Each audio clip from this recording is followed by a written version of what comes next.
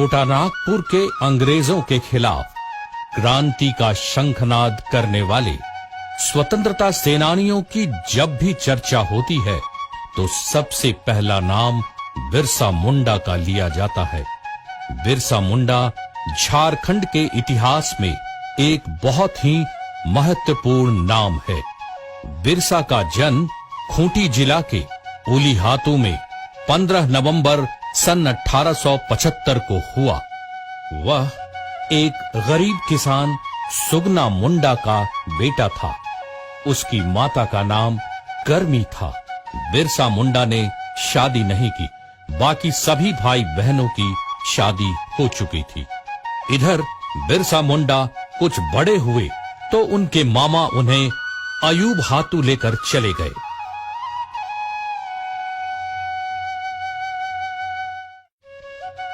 नाना के घर में उसकी मौसी जौनी उसे बहुत प्यार करती थी।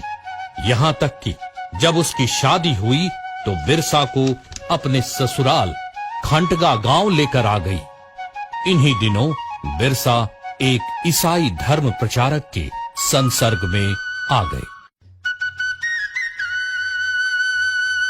अयूब हातू में मामा ने सलगा के स्कूल में दाखिला दिला दिया। वहां के एक शिक्षक बच्चों में काफी रुचि लेते थे और पढ़ाई के साथ साथ धार्मिक और शारीरिक शिक्षा भी देते थे। बिरसा ने चाईबासा मिशन स्कूल से उच्च प्राथमिक शिक्षा हासिल की थी। एक बार फादर नोतरोत ने ईश्वर के राज्य सिद्धांत पर जोर देते हुए कहा, जो भी ईसाई बने रहेंगे उनकी जमीन वापस कर दी जाएगी। इस बात से बिरसा के साथ साथ और भी लोगों को काफी धक्का लगा। 1886-87 में मिशनरियों से सरदारों का संबंध टूट गया। मिशनरियों ने सरदारों को धोखेबाज कहना शुरू कर दिया। बिरसा ने इस बात को लेकर विद्रोह कर दिया, जिसका परिणाम यह हुआ कि बिरसा को स्कूल से निकाल दिया गया।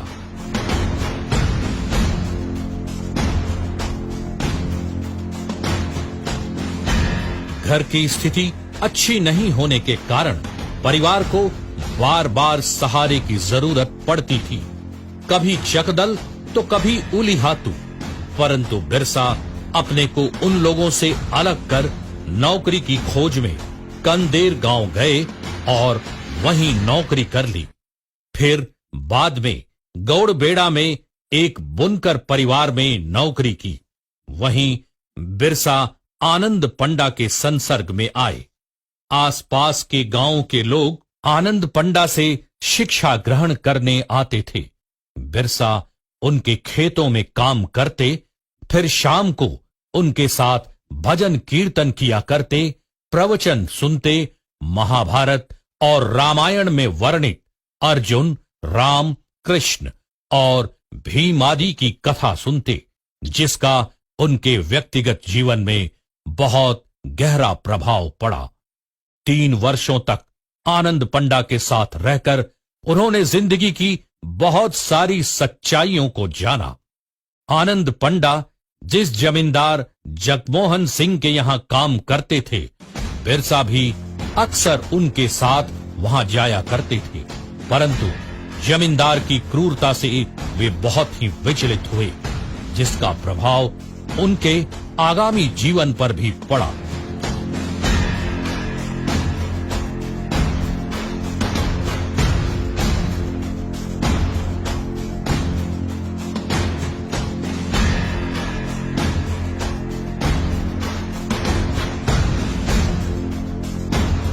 आनंद पंडा बिरसा की कर्तव्य निष्ठा, कठोर परिश्रम, सच्चाई और ईमानदारी से बहुत प्रसन्न थे।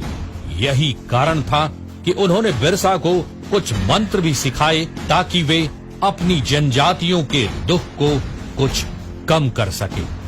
उन्हें कुछ पारंपरिक औषधियों के बारे में भी ज्ञान दिया, जिसका लाभ बिरसा को इतना मिला कि वे बहुत ही चर्चित हो गए। समय निकालकर बिरसा शिकार खेलने भी चले जाते थे। वे अच्छे निशानेबाज के साथ एक अच्छे बांसुरी वादक भी थे। उनके महान बनने की भविष्यवाणी उनके शैशव काल में ही एक वृद्धा ने की थी।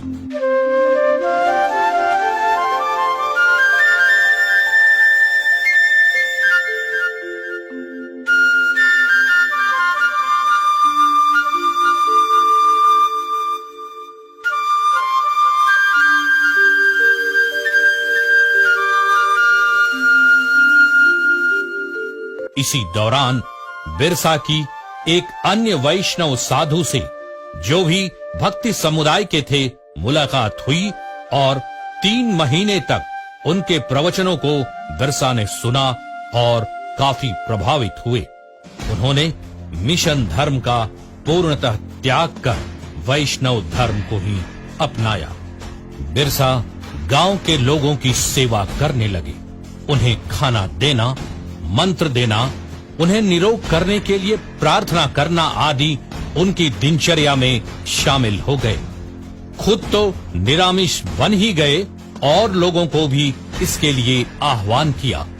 गोवध रुकवाया, तुलसी की पूजा करने लगे। इसके साथ उपदेश देना, दवा इत्यादि। सिंह बोंगा यानी ईश्वर एक है, सिर्फ उन्हीं की पूजा होनी चाहिए। बोंगा को मत मानो, भूत प्रेतों को मत मानो, किसी भी पूजा में बलि मत दो, हिंसा बंद करो, शराब मत पियो, मांस मछली से परहेज रखो, सादा रहो, तुलसी की पूजा करो, झूठ मत बोलो आदि उपदेशों के साथ उन्होंने अपनी धर्म प्रणाली बनाई, जो बिरसईत पंथ यानी बिरसा का धर्म के नाम से स्थापित हुआ।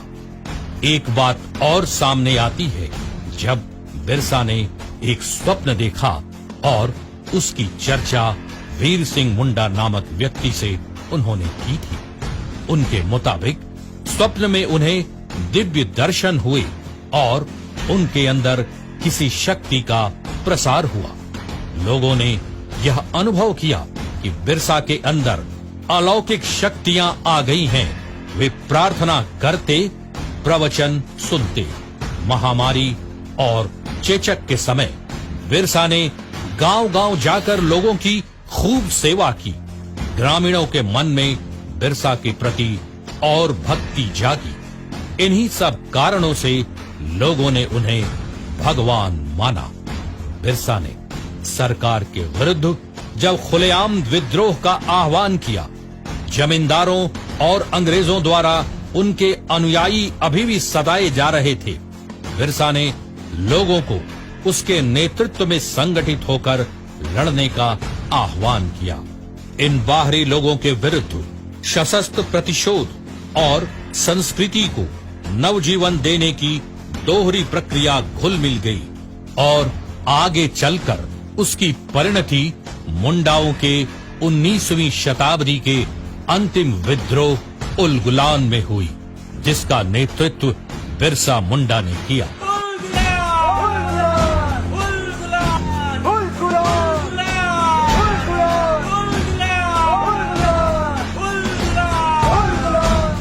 बिरसा और उनके अनुयायियों की गतिविधियों से अंग्रेज बौखला गए थे।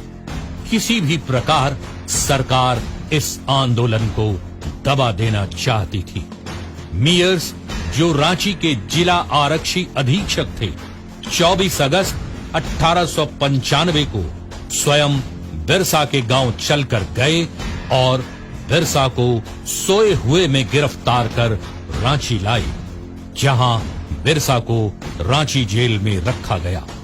रांची आयुक्त के अदालत में नवंबर 1895 को बिरसा और उसके 15 सहयोगियों को सजा सुनाई गई। बिरसा को 2 वर्षों की कड़ी सजा एवं 50 रुपए जुर्माना भी किया गया।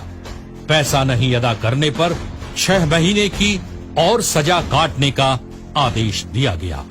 1897 के उत्तरार्ध में महारानी विक्टोरिया के शासन की हीरक जयंती के अवसर पर जेल से बिरसा मुंडा सहित अनेक कैदियों को रिहा कर दिया गया। बिरसा ने भूमिगत रहकर मुंडा राज्य की स्थापना के लिए चुटिया से पलायन कर डोंबारी बुरु को अपना कर्मस्थल बनाया।